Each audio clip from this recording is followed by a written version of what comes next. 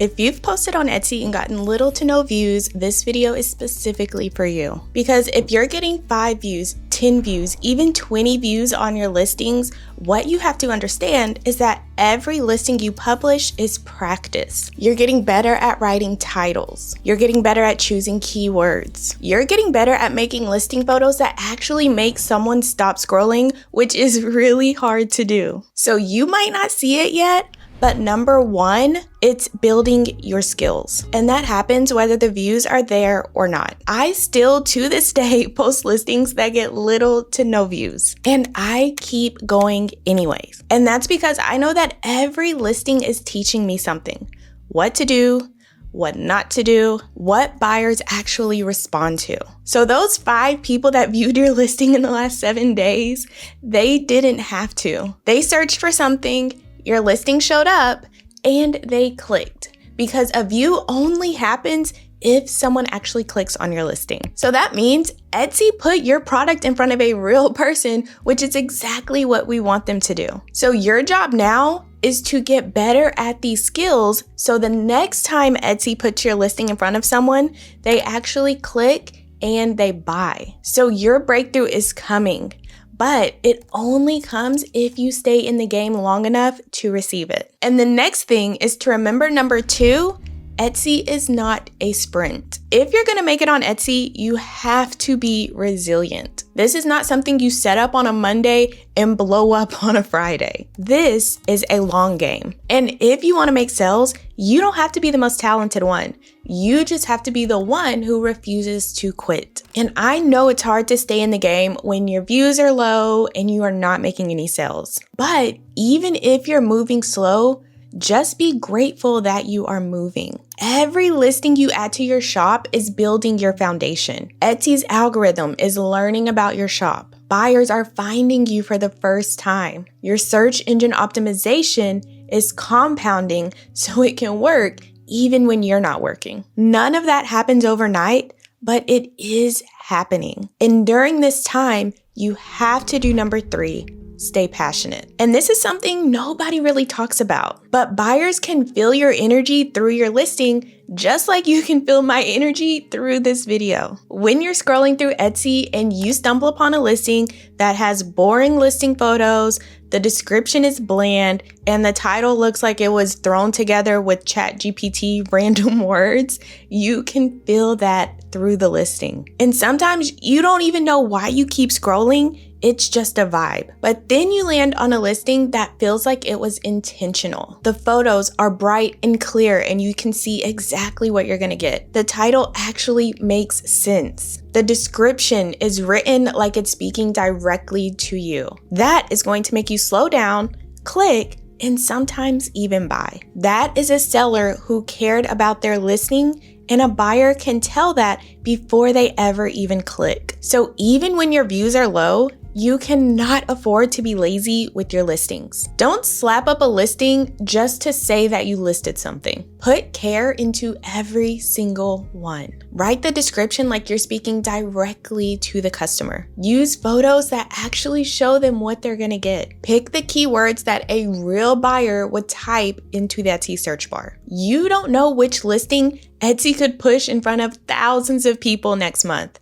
So every single listing needs to be ready for buyers. And with that comes number 4, packaging. You can have the best product on Etsy and still not get views if your packaging is wrong. So if you walked past this store and you looked in the window and saw that it was dark, it was messy, the products were just thrown on the floor, you're gonna keep walking.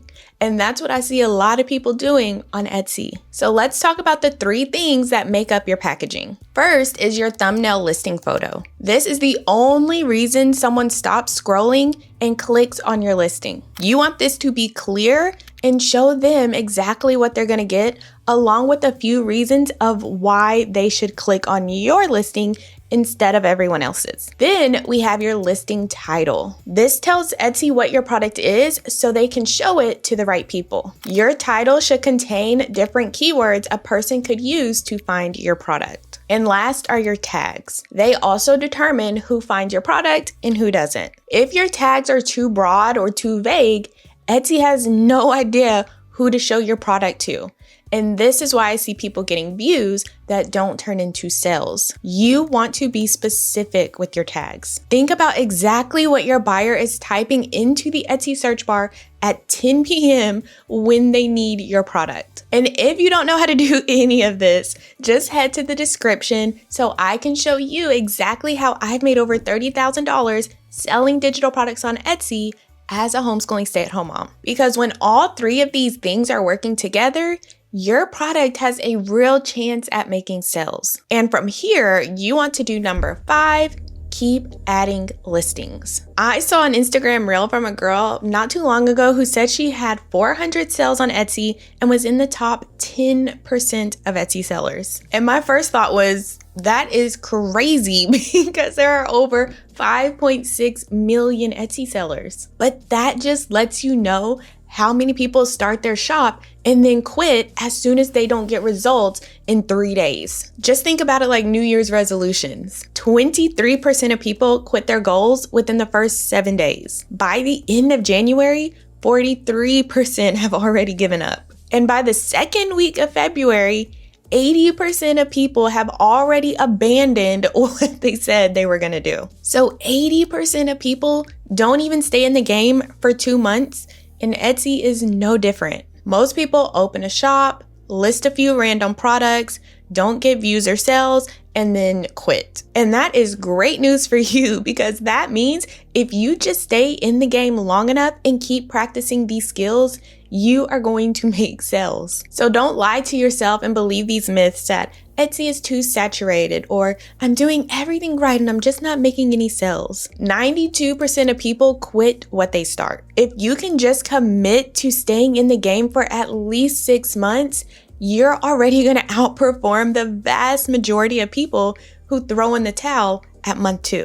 And here's something I had to learn the hard way. Waiting until you feel motivated to list is a trap. Motivation comes and goes. What actually makes sales is having a system. So pick a day. For example, every Tuesday, you list a new product. So you don't sit around and wait until you feel like it or until you have the time. This one simple habit of having a dedicated listing day will outperform any glimpse of motivation that you're waiting for. But the key to staying consistent is number 6, believe in yourself and your shop. I've made thousands of dollars from my Etsy shop, and I still have days where I think, is this even worth it? What if I put in all of this work and I can't get my shop back up to $1,000+ months like it used to be? And what's the point of adding products if people are just going to steal them anyways?